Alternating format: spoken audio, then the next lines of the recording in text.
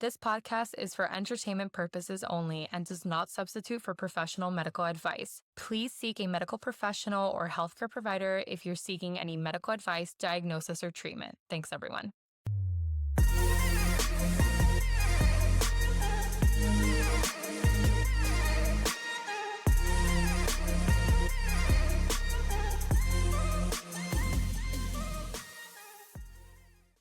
We just gotta be very intimate with each other once again. Hi. Hi. Hi. All right. All right. You all have no idea, first of all, how long it's been since we've sat down to record. I feel like this is all new. It's been like maybe a month. Yeah, I got really sick and then I went on vacation. Julie went on vacation. So just life things, but we're finally back together. It feels good to be back together. But y'all, we just spent the last hour and a half fixing things. Trying to get You'd this... think that after 2 years, well, that we'd have it figured out, and I can't look that way. Sorry, I need to make this smaller. Yeah, it's distracting. Our new setup, we just need to have like a video to make sure that we're recording. Yeah, just to make sure. But it's like in the corner of my eye, and I just want to look so bad. But anyways, welcome back to our show. I'm Evie. I'm Julie. And this is Funny Medicine. Yeah. And today we're going to talk about Tattoos. Tattoos. Did you finally get the tattoo? No. No. She told me she was going to get a fake tattoo. Yeah, and I had it. I had I have it there and everything. But then, of course, when I read it this morning, it's like, oh, it's only going to appear, like, it'll only show up and start being, like, gray and black 24 hours from now. I'm like, well, then that's not now. Not now. So, which is what I need. I need a speedy tattoo. Yeah, so anyway, but we have a new setup. You know, maybe the colors are... I'm going to try my best to, like, make it look better, but it'll probably look better. This is an actual real camera that we're using now. Yeah, I actually think the video quality is better. We just need to fix our lighting now. And then, yeah, we'll probably need to get even more lights now. Anyway, problem for another moment. And we got a teleprompter. So we don't... So we're not looking down. We got a lot of feedback on that. Yeah, we're looking down or it's, I don't know, whatever. So there you go, teleprompter. And also because the last episode, if you tuned in, it was my solo episode. I looked like I was cross-eyed or something. So I was like, we can't keep doing this. Like, okay, so... It took us forever to get this set up, and it's still not really... There's like a leg in the air of like the tripod that's holding all of this up. Everyone say a Hail Mary. All right. But here we go. Anyway, tattoos. Evie, all right, go for it. Let's talk about 101 tattoos. All right. Tattoos are created when insoluble pigment particles are injected into the dermis, which is the skin's middle layer. Unlike the epidermis, the outer layer, which is that top layer, that renews every few weeks, the dermis is relatively stable. A tattoo machine's needles punctures the skin hundreds of times per minute, which deposits little droplets of ink about 1.5 to 2 millimeters deep.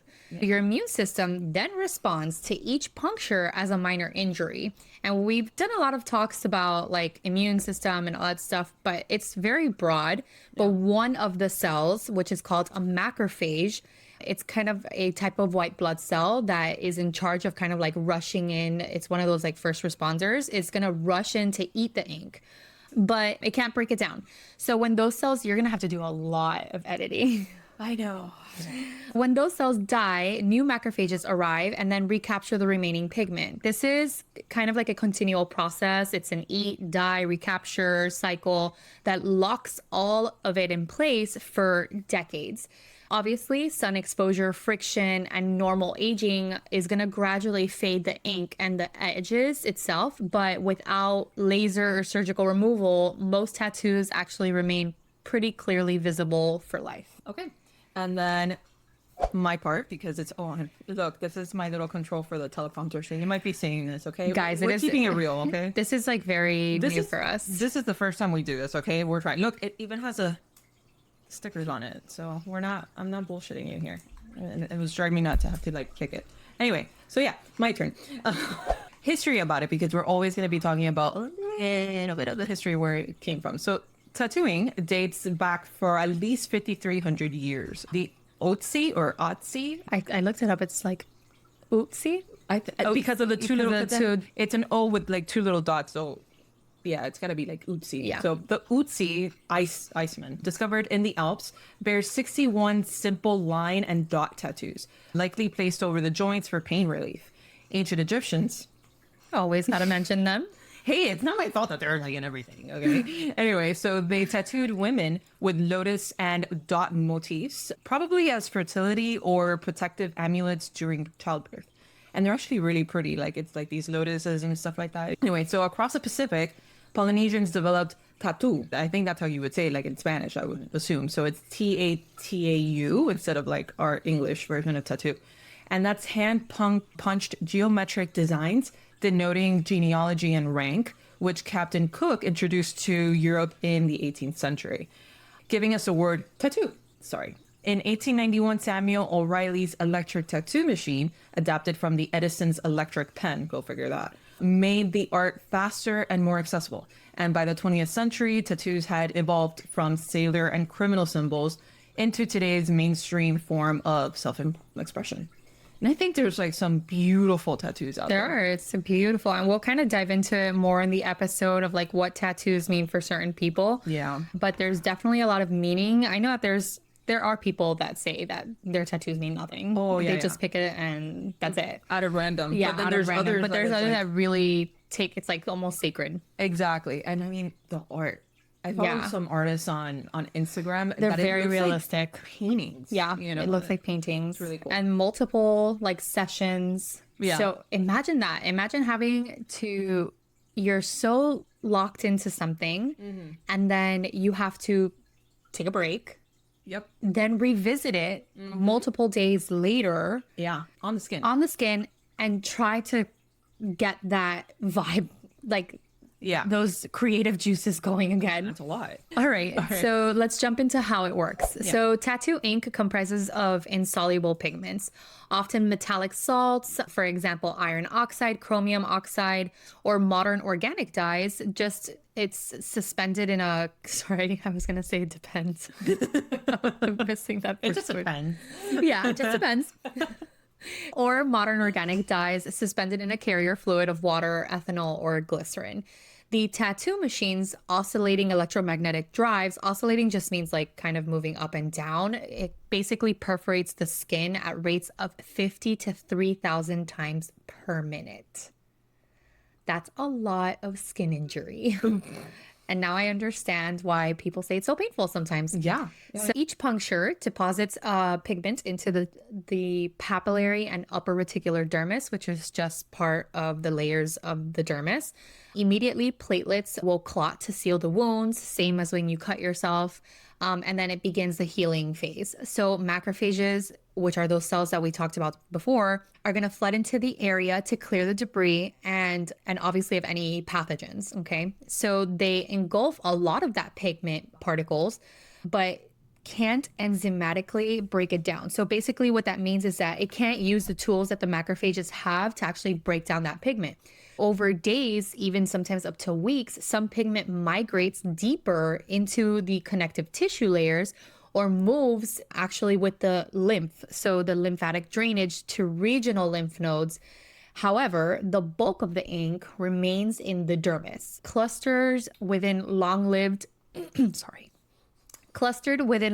macrophages entangled in collagen fibers. I know that we just threw out a lot of words there, but basically what happens is like when anything happens is you have a tissue injury that's from the needle, it deposits pigment, your macrophages come in, they eat that.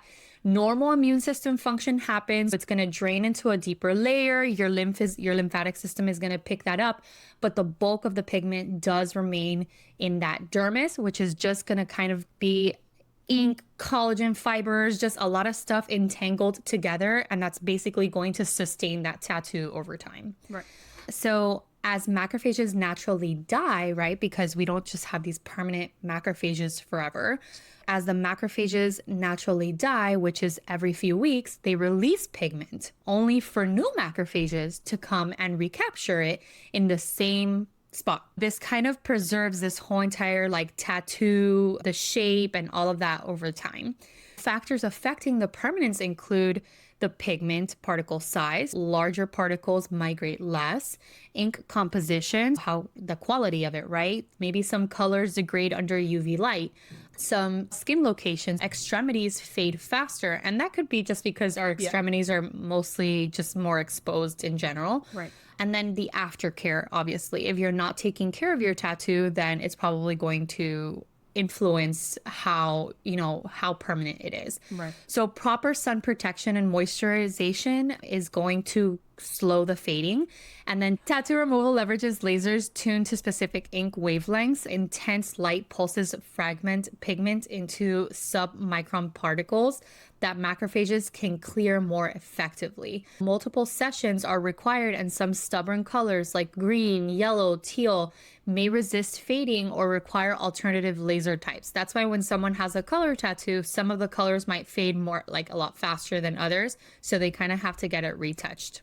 Which is interesting because I didn't know that they were like so specific to those colors. Yeah. Like those particular pigments. But anyway, uses and meanings, right? While tattoos today are synonymous with personal expression, so like matching a favorite personal quote, commemorating a milestone, or celebrating a beloved hobby, they serve as myriad of like social and cultural roles. For instance, as we had said, identity and self-expression, right? So tattoos act as memoirs, if anything, and badges of identity. A motivational phrase, a family crest, or a symbol of personal belief is inked permanently to affirm one's values.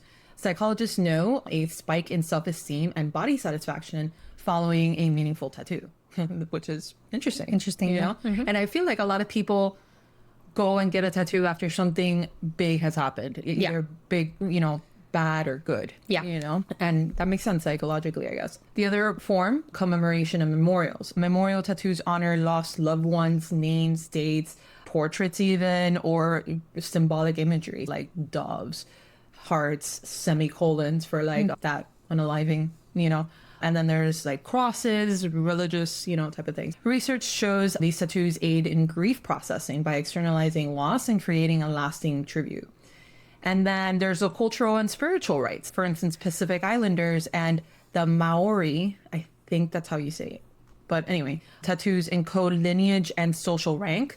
Berber tattoos in North Africa historically marked fertility or protection against evil spirits. Then Japanese irezumi evolved from Buddhist protective designs to elaborate bodysuits reflecting status and taboo. And then you have scars and trauma reclamation. Tattooing over scars, surgical accident, or even just self-harmed scarring can transform a painful reminder into empowerment. Paramedical artists design motifs that incorporate scars into like floral patterns or just like abstract artwork or anything really, facilitating that psychological healing in essence. It's incredible. Yeah, if you see it, there's a bunch of them on TikTok, on all these socials, but what they're able to do with like a scar, and then it's like, oh, well, help me out, like do something, and it's like you won't see the scar. Yeah, you won't see it. Yeah, it's amazing how they do that. Then you have the cosmetic and paramedical. Beyond decorative tattoos, the paramedical and cosmetic tattooing or micropigmentation restore features lost to illness or aging. Microbladed eyebrows, that's huge these days, for like alopecia or chemotherapy survivors. And then you also have the areola reconstruction after mastectomy. You also have the lip color restoration. That one's massively huge. Yeah. That one's like become a trend now, the lip color. And scar camouflage for burns or vitiglio? No, vitiligo. Vitiglio. She just pronounced some like plant in her fish's tank that I was like, how do you pronounce that and not like these words? Yeah. I mean, that's me. Anyway, patches. Yeah. Then you have medical alert tattoos. So some individuals prefer permanent medical alerts, like for type 1 diabetes, penicillin allergy, or DNR, which is do not resuscitate. And that's etched in their wrist or their chest to ensure critical information is available if they're incapacitated and medical ID bracelets are missing. Yeah. So, yeah. All right. I got the magic wand. Okay. Okay. Oh, Alrighty. Medical applications. Tattoos intersect with healthcare in unexpected ways. One of the ways is actually really interesting: radiation therapy markers.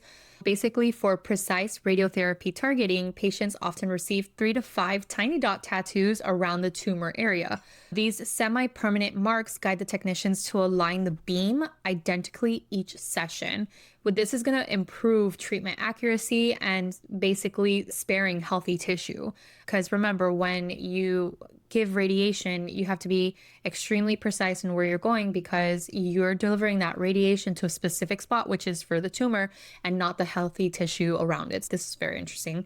You also have biosensor electronic tattoos. I thought that this was so cool. So cool. Okay, so this is cutting edge research, which is developing ultra thin flexible sensors that are graphene or micro LED networks that adhere like decals. When I saw this, I was like, what? Yeah. Imagine you have like a decal on you. Yeah. These electronic tattoos monitor physiologic metrics like heart rate variability, hydration status, your glucose, and unobtrusively. So clinical trials are exploring their use in continuous glucose monitoring for diabetics, which is kind of like when they have that Dexcom, right. which is that little apparatus that goes on the arm. And then early sepsis detection in hospitalized patients, which is crazy. Yeah. But yeah, it's so interesting. I'm sure it's got to be much more comfortable than like wearing something like Yeah, wearing physically, something, exactly. you know. Or maybe, you don't, a lot of people sometimes are a little bit, like kind of, they don't like to wear Yeah. certain clothes because it shows Exactly, it. So exactly. this could be, yeah. So this could be something potentially like very, Yeah. doable. Exactly. Okay.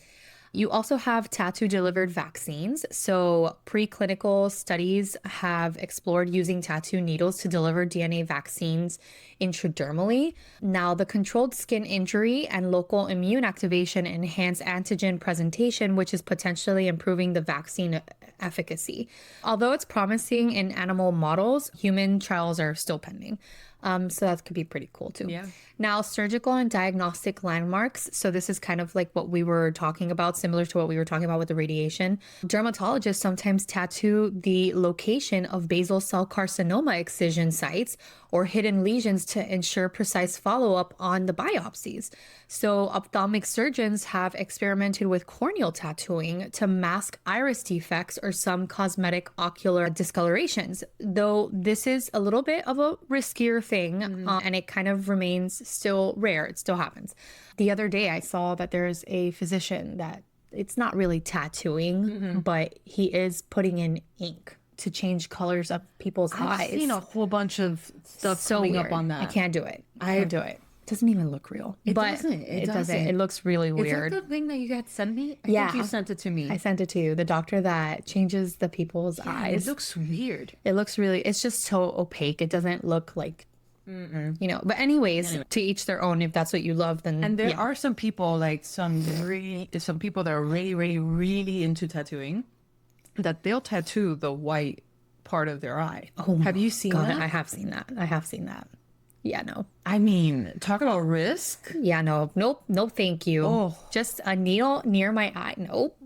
Nope. Anything with the eye. Just Anything with the eye creeps me out too. Yeah. All right, so scar and areola reconstruction. This is specialized paramedical tattooists that implant pigment that matches surrounding skin tones to camouflage scars or vitiligo patches or stretch marks. And then the areola and the nipple 3D effect tattoos restore realistic appearance post mastectomy. The final shading and fine line details can significantly improve emotional well-being for breast cancer survivors, which is great. Yeah. Let's talk a little bit about the benefits. Beyond aesthetics, tattoos can confer psychological and social benefits. They enhance self-image. Studies have reported reduced body dissatisfaction and elevated self-esteem after receiving personally meaningful tattoos. The deliberate act of body modification fosters a sense of agency and ownership over one's appearance. Now, grief and trauma healing also takes a role too. So memorial and survival tattoos serve as permanent reminders of strength or loss of loved ones.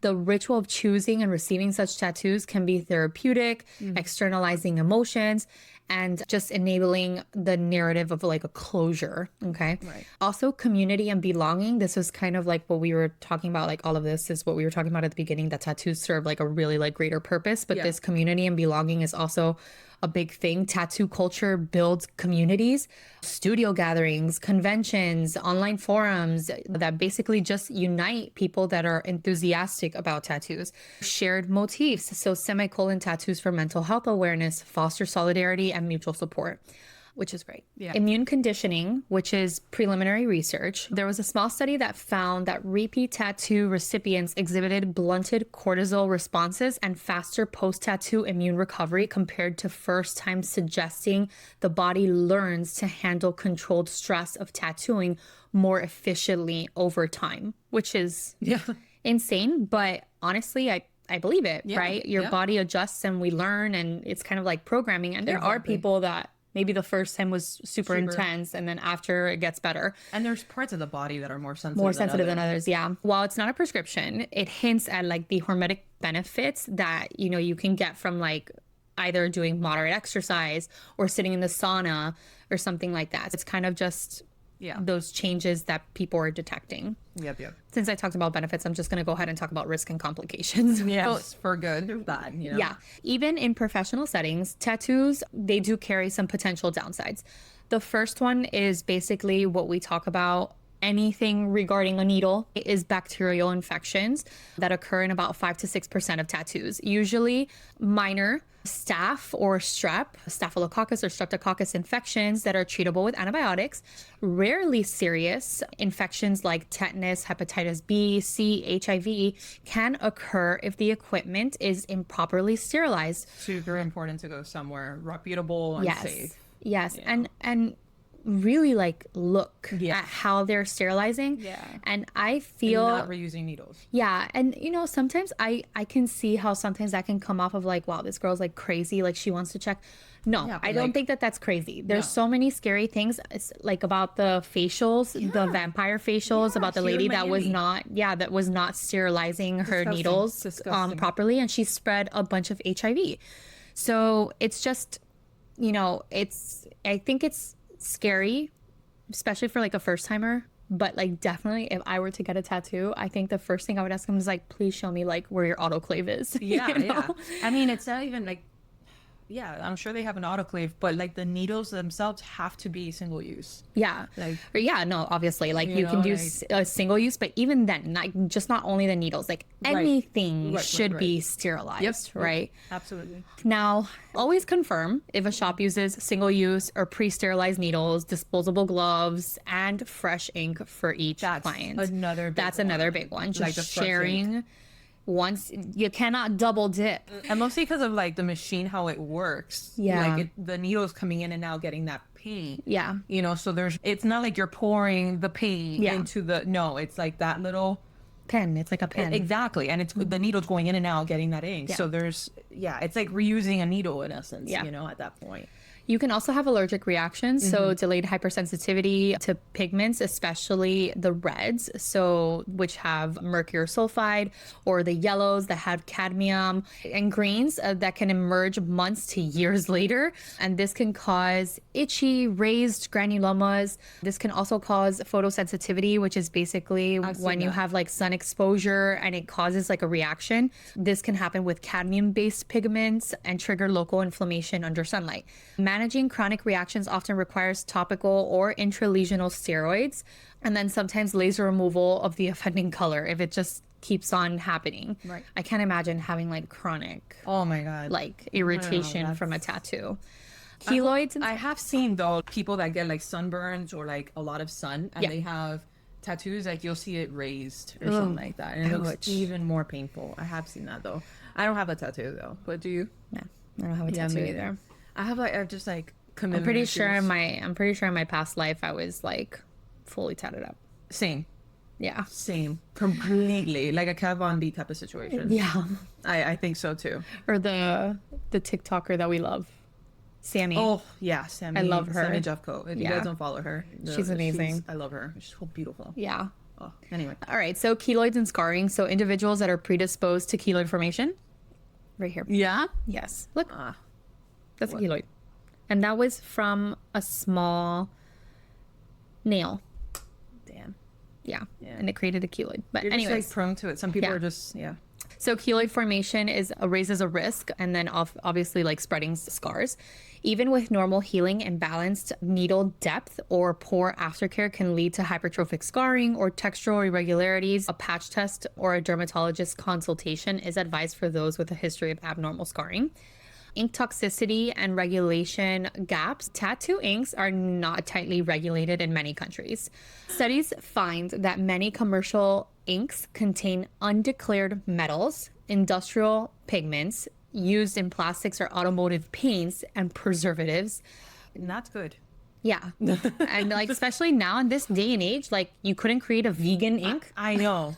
We have like vegan everything. Yeah, we have vegan everything. No vegan ink. Yeah, it makes sense. Car paint for the love Yeah. of Christ. What? Yeah. You know, it's like all these people with tattoos. These are the first people in my clinic, the parents that are like, no preservatives and vaccines. And I'm like, look at your body. But okay, anyways, I'm going to get scolded for that. But all right. The EU's REACH regulation banned over 4,000 suspected chemicals in 2022, forcing reformulation of blues, pigment blue 15 of a ratio of 15:3, and then greens, which is the pigment green 7. Mislabeling remains common. Independent analysis reveal up to 90% of inks may not match their labels, complicating safety assurance. Long-term health effects of chronic pigment retention and nanoparticle migration to lymph nodes are under investigation. That's the first thing that I thought about, is like everything that you're ingesting that we talked about, that your immune system picks that up and it travels through your lymphatic system into your lymph nodes, all these things. I don't know. But then you won't get a vaccine. Yeah. I mean, that was just one example. but there are It's just what I plenty of thought about. Yeah, I mean, you're in clinic, you see all sorts of people. Yeah. So it's just, that doesn't make any sense. It's like the people that are against vaccines, but then they're the first ones to take Ozempic. Yeah, exactly. It's just like, shoot me up, but whatever. We digress. Yeah, exactly. Like I see that all the time in social media. Yeah. Especially like when I'm posting something for like on our pod about vaccines, and then you get this, and I'm like, Yeah. I don't understand you. I don't understand your rationale. Not in the slightest. Anyway. Yeah. People won't talk shit about Conundrums. something that they really love, right? So they're not going to talk shit about semaglutide. And of course, they're going to talk shit about vaccines because they don't know the benefits of vaccine. They've never seen anyone die from measles. They've never seen anyone die from varicella. They've never seen anyone have tetanus, you know? So they don't know. Very one-sided. It's a very one-sided opinion, right? But semaglutide, you see those effects immediately, right? So for them, give it to me, right? But vaccines, do they really help? Right. All of a sudden, it's like this like government, you know, you're right. like That's political that's thing. exactly it. That they don't see the like on demand, like see it right away. It only took like one baby with pertussis to just like fully traumatize me. I'm sure. Yeah, Oh, no, God. screw that. Anyways, we digress. Yeah. So MRI and electromagnetic reactions. Modern inks have minimal ferromagnetic content. In a 2019 study of 330 tattooed patients, found only one mild heating incident. That sounds scary. Current guidelines do not contraindicate MRIs for tattoos. Just monitor for discomfort and pause the scan if needed. Epidural and anesthetic myths. So concerns that back tattoos impede on epidural anesthesia or inject pigment into the spinal canal have been debunked. Just for everyone that's a little bit confused with that, when you do an epidural, that's a needle, and the epidural needs to get into the space where the spinal fluid is. In order to get to that space, you need to go through various layers. If you are going through the skin, right, we clean, right? With all the things. It's a sterile procedure. We clean correctly. We dress it and everything so that there is minimal chances, right, of any kind of infection or any contamination. However, when you're traversing those layers, the concern is that you're going to pick up that ink, okay, and introduce it into that space where the CSF is. I see. Okay. Apparently, that has been debunked. No documented paralysis cases exist, which I'm not even sure how that, like I can see that from the actual procedure, but like pertaining to the ink, I'm not sure how like the ink can cause that. Yeah. But anyways, clinicians may favor non-tattooed insertion sites or create small skin nicks, but spinal blocks through a healed tattoo that are routine and safe. Yeah. Now, regret and removal challenges. That's a big one. That's a big one, right? And I think that's part of the reason why I'm always like afraid to get a tattoo. I'm just afraid I'm gonna regret it. Same. And I don't even know where to put it too. Yeah, exactly. I don't know where either. Commit to where I want it. Yeah, I think in this day and age, it's very different. Oh yeah. Like back then when professionals, I mean, you had to wear the long sleeves. You had to cover up all your tattoos. Cover it up. I think definitely it's a lot more accepted. It's a lot more accepted. But anyways, so tattoo regret affects an estimated about 10 to 15% of wearers. And this is not just like art tattoos. Like we're talking about like eyebrows and micro tattoos and all those things. So laser removal usually requires 5 to 15 sessions over 6 to 18 months. And it's really painful. People compare it to like when you're grilling something with grease and it like splatters on you, like that pain. That's what people compare it to. I mean, if you look at it, if you look at a video of it, it looks horrific. But really, like you're getting into the dermis. So it's not just that top like layer. Burning. Yeah, you're burning it. It's also costly. It can also leave hypopigmented ghost images or subtle scarring. So you're taking away that pigment, you're going to get this space where it's just white. So it's like a ghost appearance. And then you also get the light and colored inks present in particular, which are particular challenges. So if you have a color tattoo, one may fade faster than the other. It's hard. It is. My cousin got a tattoo. He didn't like it, and he went to get laser therapies. I'm pretty sure he never finished it because it was so painful. That's exactly what I've heard for everyone. Yeah. And especially if you have them like in rib cage or like in those very more sensitive, a lot of nerve ending places, even worse. Yeah. I mean, you're essentially like burning it off in a very crude way. But anyway, some of the latest trends and news about tattoos, because like we keep mentioning, it's become a lot more acceptable now. Yeah. It's trendy. Like, I mean, I know so many people now with tattoos. Like so many people, but I think it's harder to find someone without a tattoo. Yeah. I'm surprised that neither one of us are. I'm very surprised that we don't have tattoos. I'm surprised that I never got one. Like I was about to wear a temporary one, and I got it because I was really close to. There were so many times that I was close to getting a tattoo. Yeah, so many times. Yeah, and there have been some, like shapes and things like that I've like, yes, that's the one I want. Do you have like any idea where? That's my problem. My problem is the where. Yeah, no, I don't know. Because then if I put it somewhere that I don't look at it often, then it's like, why the fuck did I do I think I'm definitely more into piercings. Really? Yeah. The only reason I haven't gotten any piercings is because these didn't take. But it's because I did it the wrong way. I'm gonna go back and I'm gonna get it. But I love piercings. Really? No, you see, I'm not into piercings. I wanted to get a piercing on my lip. I want to get my nose pierced. One time had the 3. Cute. Yeah, right, girl. You look cute with the freaking nose. I know, but I don't do it because of the keloids. Not even my profession. That's right. I'm like over that. You know, like if you don't want to trust me because I have a nose piercing, like what can I tell you? Yeah. You know? You got bigger problems. We probably won't get along. Exactly. But I don't do it because I'm so afraid of the keloids. Yeah. Okay. I understand that. Yeah. I get it. But I had when I turned 18, I like immediately went to go get my cartilage pierced. Okay. My parents are very against piercings and tattoos. It's traditional Cuban boomer era, Yeah, so I wanted to do it, and then I got it, and I had it for. I don't see it. No, girl, it's been gone. I've never seen it. No, yeah, because you and I didn't meet each other before my mom threw away my earring, and it closed. What she did? She threw away my earring. I went to go get an MRI, and I had to take off all my piercings, right? And I'm like, Mom, hold it, because it's such a tiny little earring.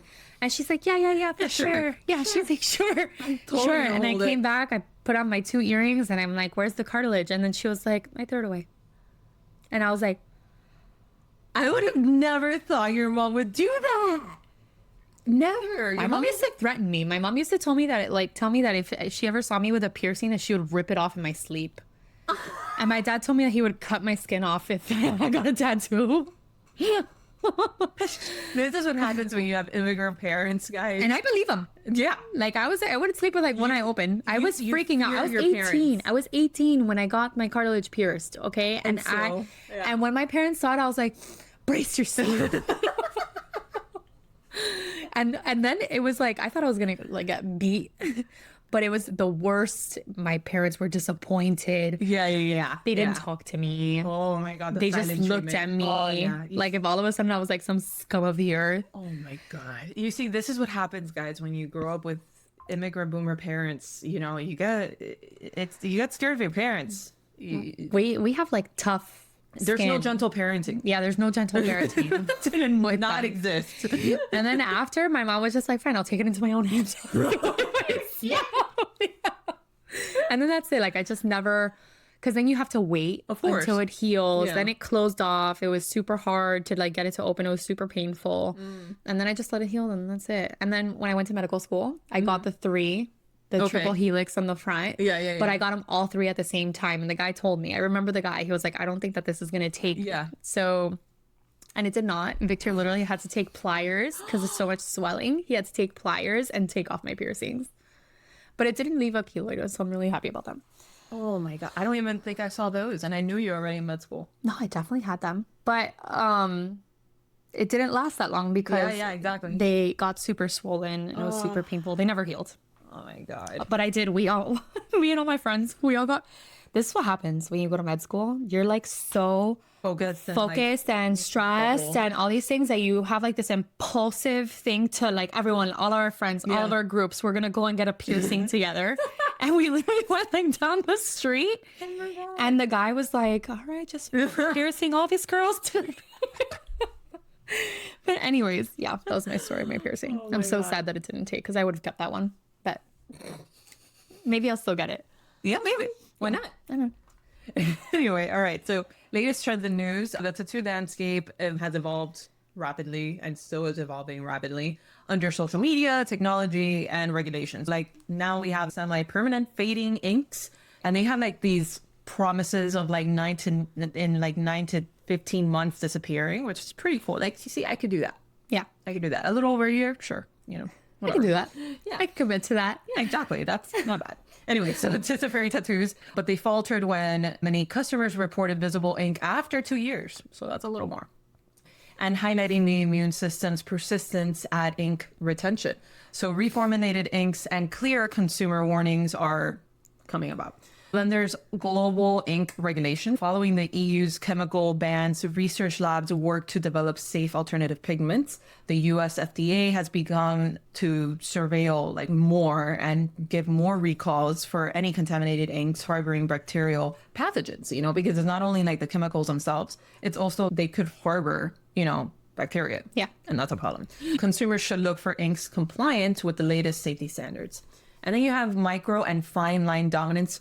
I love these.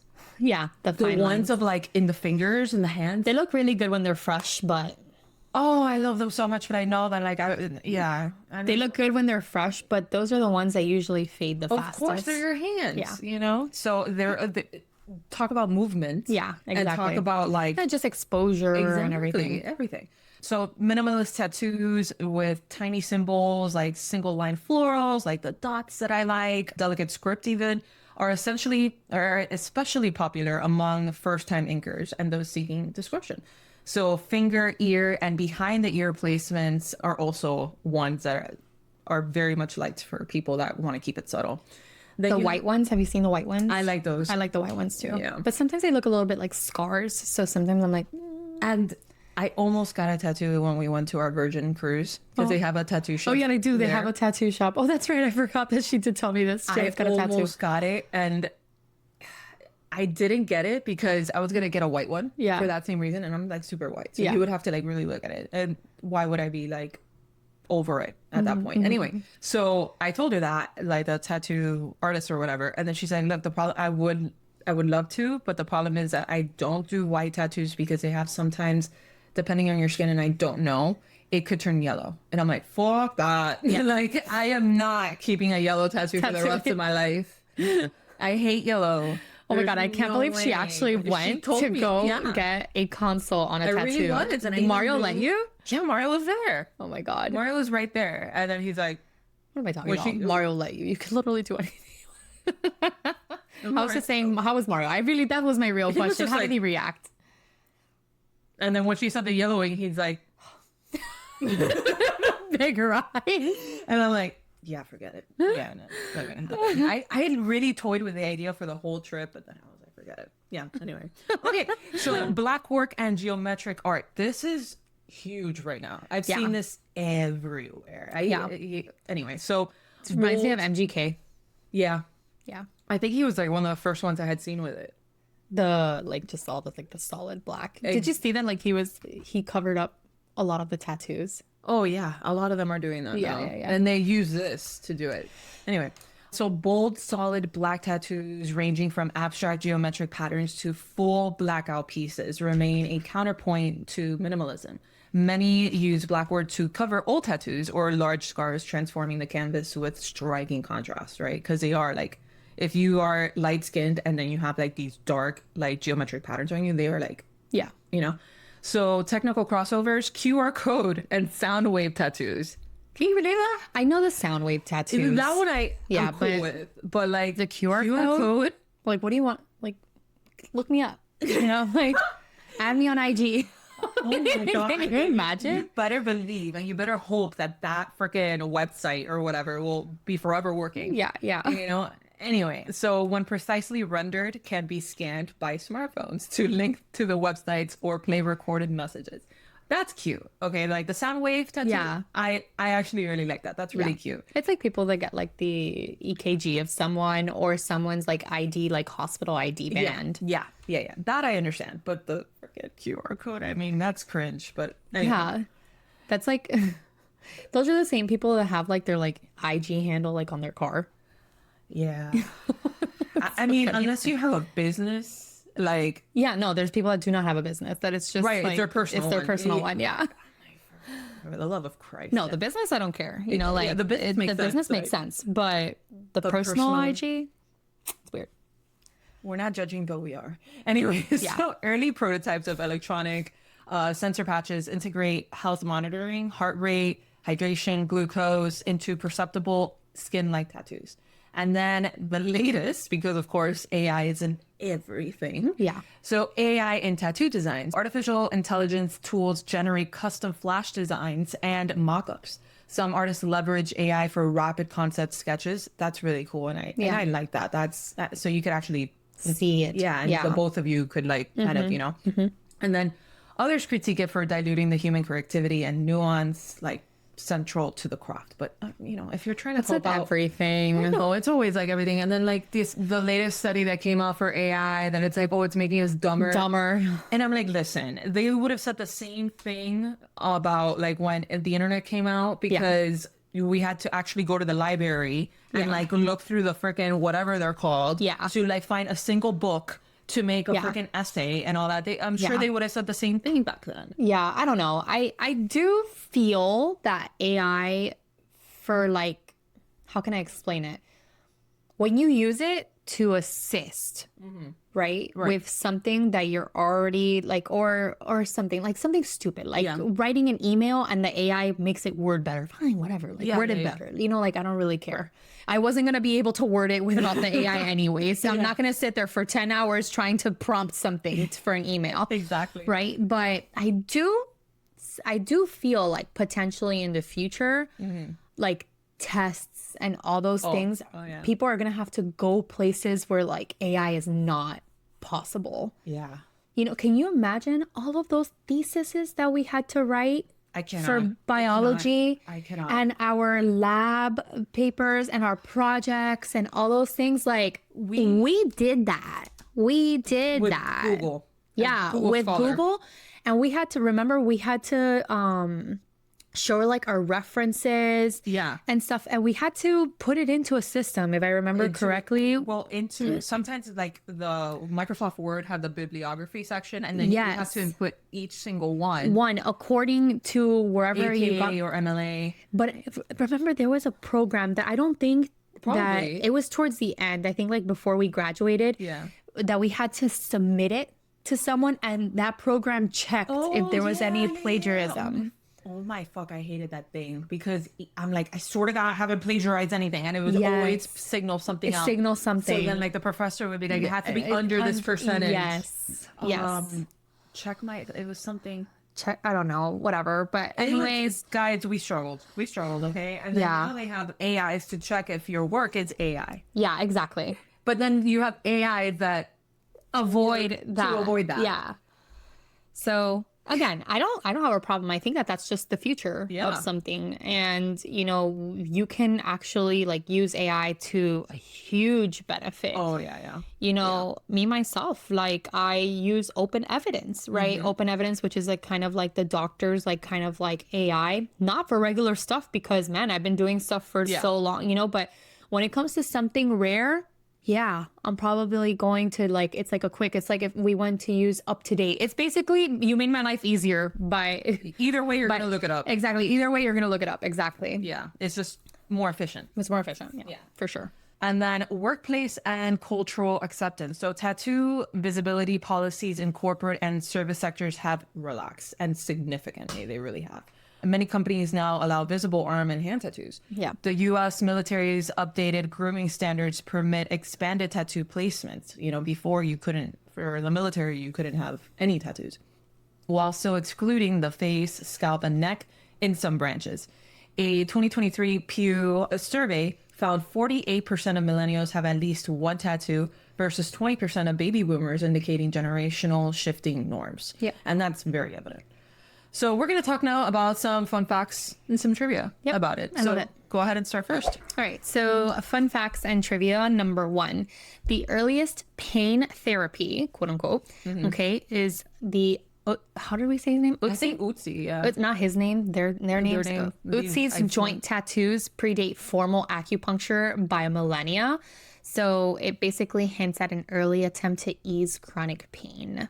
So if you jump back to our episode, we kind of mentioned that they used to do that like on joints and things like that to like kind of ease their pain. I know. Very interesting. It's super interesting. Linguists trace Britain to a Celtic term prytani, which is interpreted as painted people for their tattooed bodies. Sure. Sure. So there were painted people, tattooed people in Britain way back when. But that's like everywhere. Why? But I guess it's interesting in the like in the word Britain itself. Yeah, and it's like way back then. Way back then, yeah. So there were actual like tattoos Oh in Britain. man, like, I was way just back gonna when. say, I'm like, are there any royals? Our next thing is that. All right, so royal ink. So King George V, for a second there, I didn't know what that V was. So King George V reportedly received a dragon tattoo during a youth visit to Japan. Russia's Tsar. She already knows. I know. Yeah, Russia's Tsar Nicholas II and Britain's Queen Victoria also had personal ink stories as well. Super interesting. Right. So lymph node art. Okay, that's of course, it's interesting for me. It's like medical. So pathologists sometimes discover tattoo pigment masquerading as a pathology in lymph nodes, only to identify it as microscopically as a harmless ink. Can you imagine? You like get a path from like a lymph node biopsy and then they see something and they're like, oh shit, and they're like, oh my god, it's this damn tattoo again. World records. Lucky Diamond Rich of New Zealand holds the record for most tattooed person, 100% coverage, including the insides of his mouth and eyelids. Charlotte Gutenberg in the USA is the most tattooed woman with 99.9% coverage. Henna, which I've had henna, versus black henna. So natural henna yields a safe brown orange stain lasting 1 to 3 weeks. Beware of black henna containing PPD, which can trigger severe allergic reactions and chemical burns. Tattooed blood donors. Contrary to myth, you can donate blood immediately after a licensed studio tattoo heals. Only inks applied in unregulated settings incur a 3-month deferral to rule out bloodborne infections. This one, I had just found out about it because I really thought that that rule still existed. Like you couldn't get like or you could just not donate, period, if you were tattooed. I still So believe that used to used to be it, but no, not anymore. And anyways, every blood is screened. Yeah. Y con todo y eso. And still you get And still sometimes there's people that contract infections. Exactly. The epidural myth, which we kind of mentioned. So no clinical cases are linked to spinal anesthesia complications because of back tattoos. And that's an urban legend that was disproven by anesthesiology societies. Specialty inks, the glow in the dark, which is super cool. I know. The UV reactive ones and the thermochromic inks, which change color with temperature, expand the palette of possibilities through them. They may carry an extra allergy or fading concerns. Though they may. Through them. Why did I say that? I'm like, hold on. And then you did it again. I'm like, hold on. And they're like, oh, okay, I gotta tell her. The palette. Okay, I'm just gonna say that sentence again. Yeah. Though they may carry extra allergy for fading concerns. Yeah. All right. So some myth busting. Anyway, so some myth busting. So tattoos and cancer. There's no credible evidence that links tattoos to increase cancer risk, which I had heard before, but that's probably our parents tried to like freak us out into not getting tattoos, you know? I mean, the whole entire lymph node thing really freaks me out. It does, because But it could cause like a blockage or something Like too. carping? Like seriously? I know, Yeah. But That's anyways, just crazy. That's but there's no credible evidence right now. at least right now, yeah, and at least with regulated ink. You know, anyways, dermatologists monitor tattooed skin and find no higher melanoma rates. And the real concern is covering suspicious moles, which can delay diagnosis for obvious reasons. And that's one of my biggest problems. I'm covered in moles. Covered. Like if I'm going to get a tattoo, there's one mole that's going to be covered, you know, at least. But anyway, MRI burns. Modern tattoo inks contain negligible ferromagnetic metals. Look at me saying words. I love it. So sexy. I was really, really trusting myself there, and it worked anyway. So You just launched for that word. And I landed. So MRI-related heating is especially rare. See, and then I ruined. God damn it. Anyways, MRI-related heating is extremely rare and mild. Always report any discomfort during scanning. Then you got, again, the epidural and the spinal blocks. Healed lower back tattoos do not block or contaminate epidural procedures. No paralysis cases exist. So you're okay with that. The blood donation, it was a myth. Only unregulated tattoos from unregulated tattoo places, require that 3-month wait. Then you have permanent versus removable. While intended to last a lifetime, most tattoos can significantly be faded or removed with a 5 to 15 laser session, which sounds horrific. Terrible. Having to go through 15 sessions of thank you. burning. Complete erasure is not guaranteed either. You're going to go through all of that and still may not really do it. Yeah. And removal can be more painful and costly than getting inked. That's the other thing, that it's super expensive. Yeah. To get a tattoo removed. Anyway, so below is that's it, and that's that. All right. So yeah, that was tattoos. That was a tattoo. Yeah. We've been wanting to do this episode for a really long time. For a while. I was looking around and I'm like, what should we do now? Let's do something like radically different from like our latest episodes. Yeah. So this was good. It's a good I liked like it. reprieve. It's not like super dire or anything like that. So. Let's see how many people we convince to get a tattoo or not to get a tattoo. I know. Let us know. Comment below. Comment below if this episode like helped you want to get a tattoo more or did the opposite. Yeah. And if you have a tattoo, how many? How many do you have? Yes. Should we get a tattoo? Do I want to get a tattoo? I'm not getting a tattoo. I'm not getting a tattoo. That is all jewels. Look, if we ever go to that Virgin cruise together, like we've always said we wanted to. Yeah, I know. We need to go. Oh, that Virgin. I may get it. I may God. just. And I will film everything. Oh, yeah. And maybe something as simple as like a crescent. But the problem is where. My problem is where. Like, I never know where. And I don't want to do like the back of the ear, although it's very cute. I don't want to do it there because then I can't see it. The neck. No, I don't like that. Like here? Back here? But then I can't see it. Oh, you want it somewhere where you see it. And then I could see it because if not, then it's like, What about here? I love tattoos here for Really? some reason. Yes, this whole entire décolleté, like I love it. I'm the opposite. I like it But bare it's here. nice. It's nice because most clothes Yeah. is going to cover like this Right. area, Right. or whatever. So you're not gonna like always see it. Yeah. But there's gonna be times where you can see Yeah. it. Yeah. Yeah. I'm sure that people with tattoos are like, who the fuck cares? Just get it. Yeah, exactly. No fucks. Like, no fucks at all. Yeah. The place that I've always liked, and I know it's weird. Here? Here. Yeah, that's not weird. I feel like that's a very popular place. I love What about them your there. finger? Or The finger tattoos are super cute. I love them. Yeah. I love Oh, them. there you go. And you have beautiful know. fingers. No, I thank don't. you. I have sausage fingers. No, you don't. Yes, I do. I got my mom's hands. I love her. At least, you know, that's okay. I'll get her sausage fingers. She's the best person.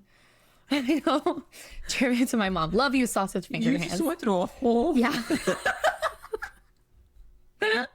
I did. I went through like a whole thing right now just with myself. You also. But she really has beautiful fingers. You should totally get finger tattoos. Look at Oh me. my God. Look at that. You're exaggerating. Honestly, she's exaggerating. But anyway, let us know in the comments, like, your thoughts on this. Like, do you have any tattoos, or did we convince you in getting one, or convince you out of getting one? Yeah. And yeah, follow us on all forms of social media. You guys are the best with that. Keep supporting us. We thank you guys so much. We're available on pretty much all forms of social media. It's Funny Medicine Podcast. Yes. And we'll see you in the next one. See ya. Bye.